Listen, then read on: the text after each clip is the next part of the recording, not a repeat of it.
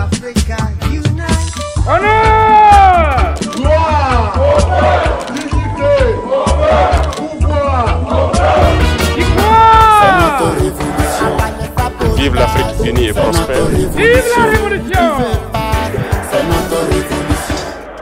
Madame Nathalie Yam, Présente. au nom du président du FASO et en vertu des pouvoirs qui nous sont conférés, nous vous faisons à titre exceptionnel chevalier de l'ordre de l'État.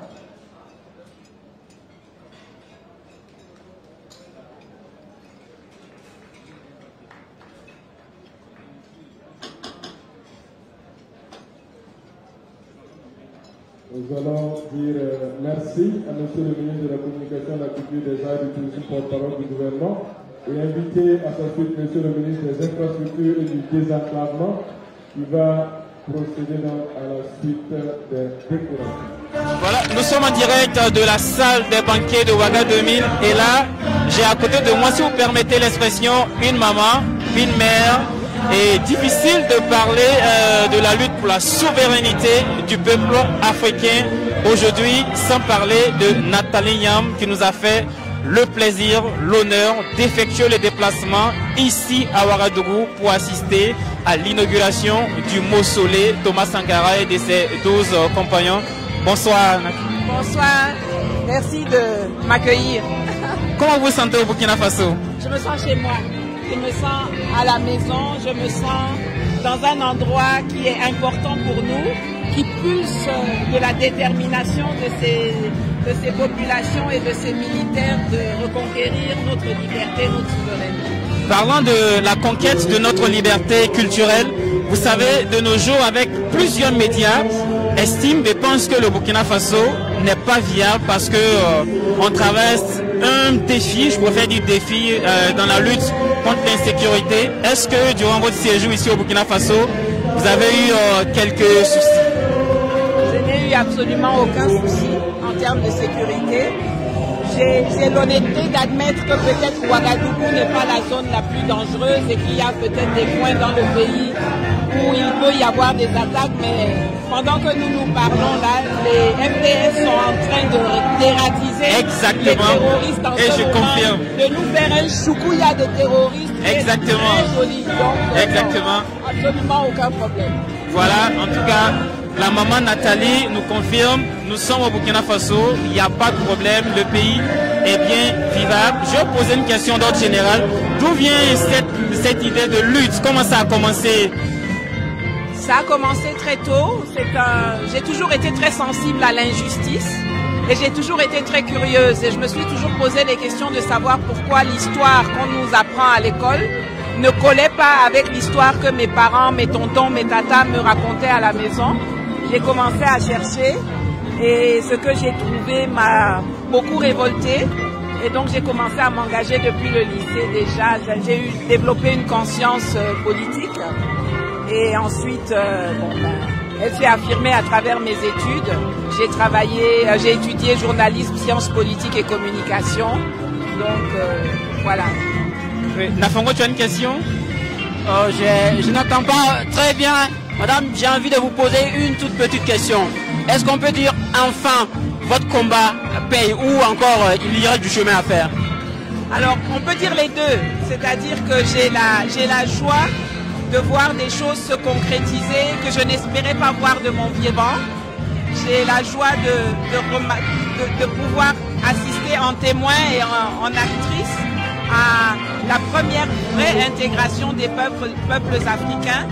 Oui, il y a encore du chemin, on est encore au début d'un long processus. Il y aura beaucoup d'attaques pour essayer de nous empêcher d'arriver au but, mais ils ne pourront pas réussir. Donc les deux.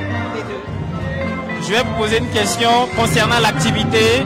Et comment vous trouvez cette initiative du gouvernement burkinabé?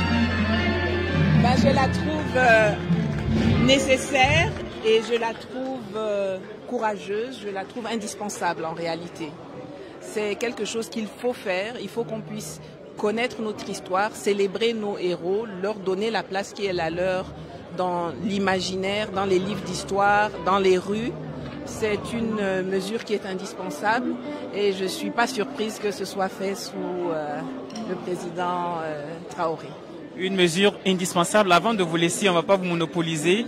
Un message à l'endroit de la jeunesse burkinabé, à l'endroit de la jeunesse africaine qui vous suit, qui vous écoute chaque jour. Je voudrais d'abord les remercier de se mobiliser, de s'être mobilisés.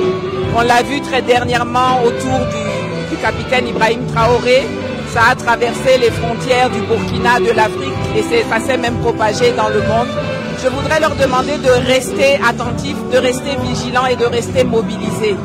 On peut se dire qu'on a presque gagné, mais le chemin est encore long. Il nécessite de l'endurance, il nécessite de la discipline, il nécessite que l'on décide de ne pas prêter l'oreille à nos adversaires, de se construire un esprit critique pour discerner le vrai et le faux dans ce qui est propagé.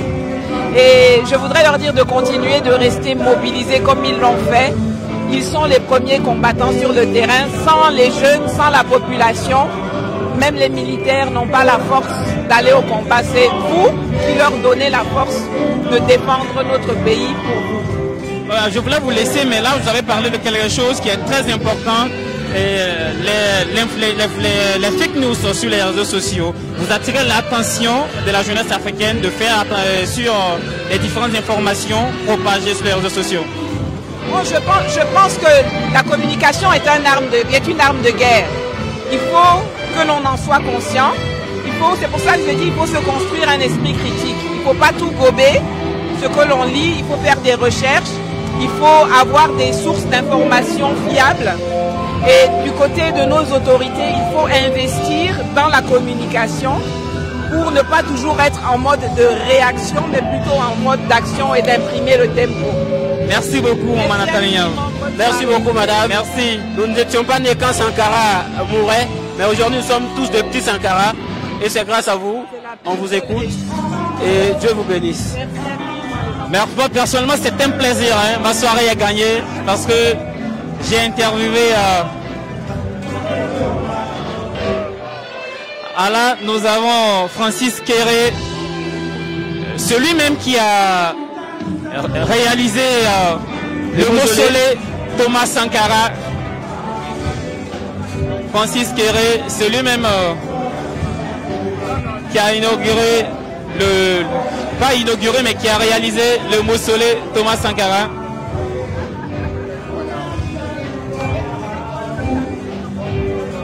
On va l'arracher à... C'est une très belle image, quelques mots. On va lui arracher quelques mots. Nous avons l'opportunité, l'honneur d'avoir avec nous le grand, le tout-puissant, en tout cas l'homme pour qui l'architecture la plus insécrée dans le monde entier.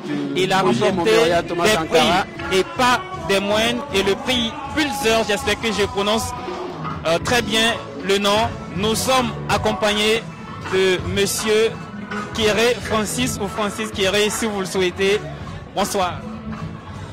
Oui, bonsoir, bonsoir. Ça va bien? Ouais, comment vous vous sentez? Soulagé et content, très heureux d'avoir que on a pu réaliser la toute première partie du mémorial Thomas Sankara en offrant au Burkina Faso et aux familles des victimes un lieu de recueil, un lieu de pensée, un lieu de mémoire. Et parlons de ce mausolée. Est-ce que vous pouvez nous présenter l'élaboration? Comment ça a commencé? Waouh, ça devient long maintenant. Comment ça a commencé? Juste de façon synthétique, on sait qu'on ne pourra pas en finir parce que ça sera, c'est un long projet, oui. C'est une idée qui s'est matérialisée et le chemin est encore long. Mais est-ce qu'on peut avoir les grandes lignes? Bon, de façon très simple, il faut savoir que quand le concours a été lancé, on m'a appelé et j'ai dit, bon, écoutez, je n'ai pas le temps à perdre pour faire des concours. Parce que je me doutais de la sincérité de ceux qui vont sélectionner les projets. Et il y avait aussi le respect. Voilà. Mais maintenant, quand le premier concours a échoué, on m'a appelé, on m'a interpellé. Voilà, j'ai répondu oui.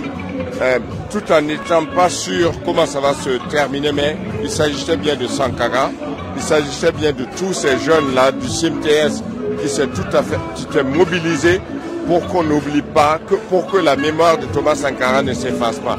Donc j'ai dit oui, on a tout fait, mais entre-temps, vous avez vu, il y a eu des tractations et même j'aurais appris qu'on voulait vendre le site du mémorial, le site du Conseil de l'Entente. Et disons que nous avons, Sankara est béni, et il nous a bénis. Donc, le capitaine Ibrahim Traoré est venu et il a dit ceci. Nos soldats ne peuvent pas se battre contre le terrorisme et sacrifier leur vie pendant qu'il y a des héros, nos héros, qui sont des morts qui ne sont pas enterrés. Et donc, on m'a appelé et j'ai vu que, waouh, il y a quelqu'un qui est venu et il va rendre tout possible. Et j'ai encore répondu oui, quand on m'a appelé dire que non, il faut créer un espace à l'intérieur pour qu'on enterre les corps. J'ai dit oui, et dans un avion, sur un vol de Dakar-Ouagadougou, j'ai vite esquissé, faire le projet, et je suis arrivé et j'ai vu que l'autorité et le gouvernement actuel étaient sincères et prêts à créer un lieu de mémoire pour le président Thomas Sankara. Donc c'est ainsi que tout a commencé et on s'est mis au travail et le reste vous connaissez.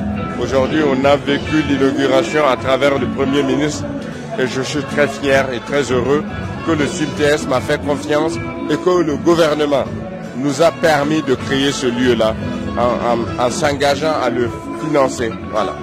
Monsieur Kéré, nous sommes fiers de ce qu'on a vu. Ouais. On sait que le travail n'est pas encore fini. Et quelle est la suite? Parce qu'il y a aussi la tour de 4 mètres, de 7 mètres qui arrive. Voilà.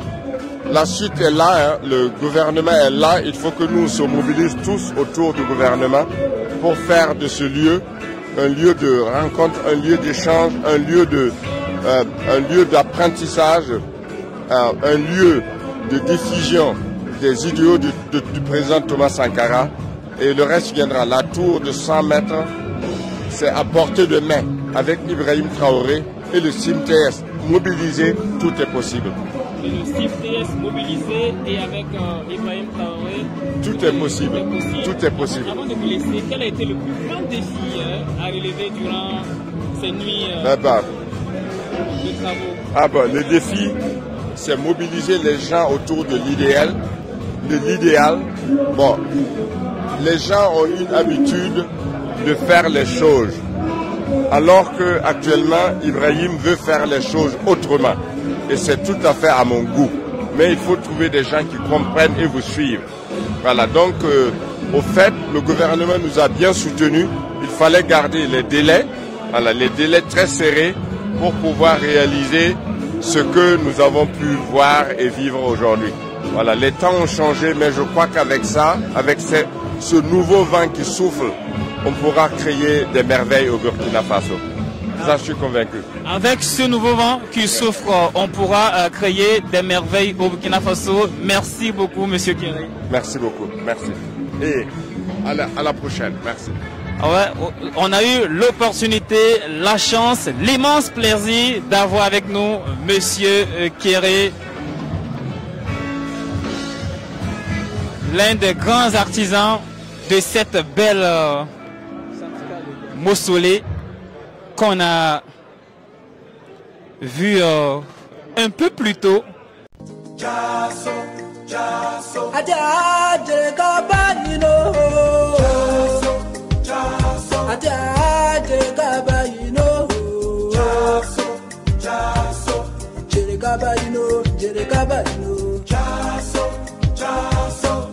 Gabarino,